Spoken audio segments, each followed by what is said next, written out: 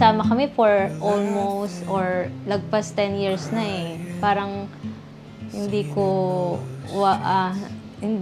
akalain na biglang after 10 years, ito na yung mangyayari. Sorry, Jen. At ngayon ko lang naisip na dapat magpakasal na. Dahil lumalaki na si Tom, pati si Ellis.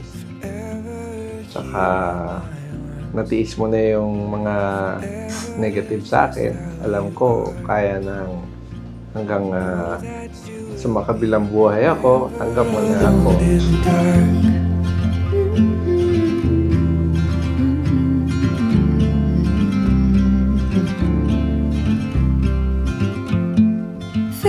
Mahal na mahal. Mahirap i-describe yung pagmamahal na wala noon, ngayon meron, na I know will make the marriage last forever. Ako yung pinakamasayang babae siguro sa araw na to kasi siyempre lahat naman ng babae ang dream ay wedding. Naiiyak ako. Will you stay forever here in my arms? Forever just how you are. Ito si Tom, tinatanong niya kung siya talaga yung anak namin. Hinahanap niya yung wedding picture. Akala niya hindi siya anak ng daddy. Junior naman siya. Arin. Tsaka si Ellis. Maliit pa. Finally, magiging legal na kami. Then, yung mga kids din, masaya kasi finally, wedding na namin. Kasi minsan hinahanap nung eldest namin yung, nakasal na ba kayo ni Daddy? Where's, the wedding picture? Tapos yun. Finally, may isasabit na kami sa wall na. Ito, mga kids, kasal na kami ni Daddy.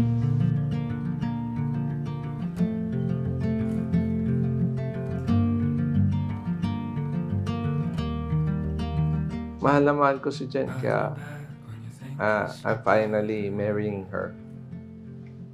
Ayun ang, to me, yung expression of love. Yung, ito na lang kulang. Pero syempre, di ba, mas maganda yung legal. At parang maisisigaw mo sa buong doon na ako na talaga yung the one and Mrs. Mabutas. I love you, Han. Nandito ako sa'yo lagi. Ano mang maging season ng buhay natin. Mahal na mahal. Lead on, I'll come.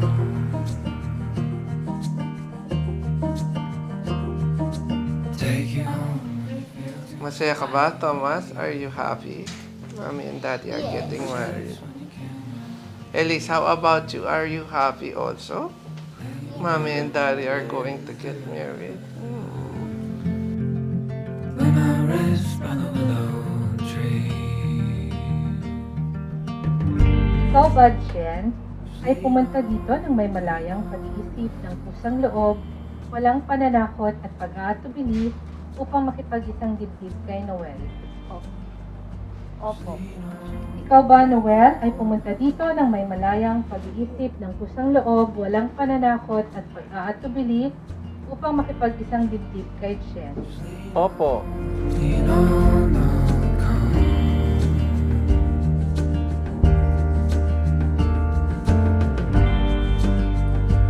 Lead on. Ako, Noel, Ako, Noel, ay tinatanggap ka, Jen, ay tinatanggap ka, Jen, bilang aking asawa bilang aking asawa at kabiyak ng aking puso. at kabiyak ng aking puso. Sa hirap at ginhawa, Kahirap at ginhawa, katahimikan man o kaguluhan, katahimikan man o kaguluhan, sa kasaganan at kawalan, sa kasaganahan at kawalan, magkapiling man o magkawalay, magkapiling man o magkawalay, tinatanggap kita bilang aking may bahay, bilang aking may bahay, kapantay, Kapan- nakatuwang sa buhay, kapantay na katuwang sa buhay, at aking pinakamatanik na kaibigan. at aking pinakamatalik na kaibigan.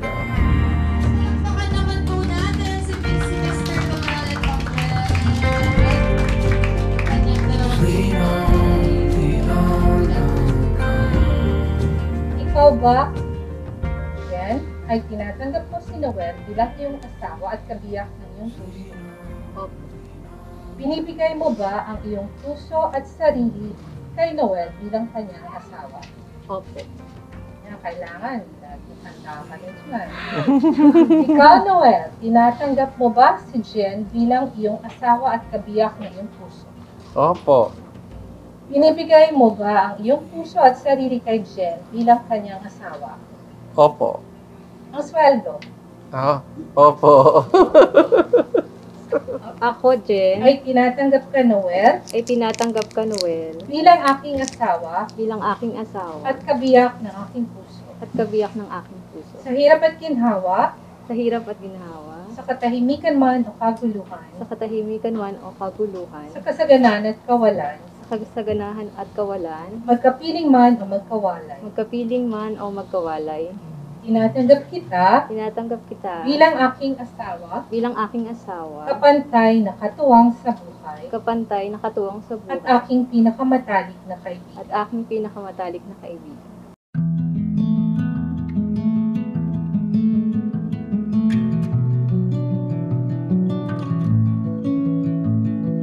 Sometimes when I'm walking alone and it's late, I think about you and it makes me sad, 'cause I've never had love like that. Kayo ay aking inihahayag at dinideklara na bilang mag-asawa. Ngayon, Noel, ay iyong ipakita ang iyong pagmamahal sa iyong kabiyak sa pamamagitan ng marami at mahabang halik. Sabay hug! Marami at mahabang halik. Mahaba, sabay hug! Sabay hug.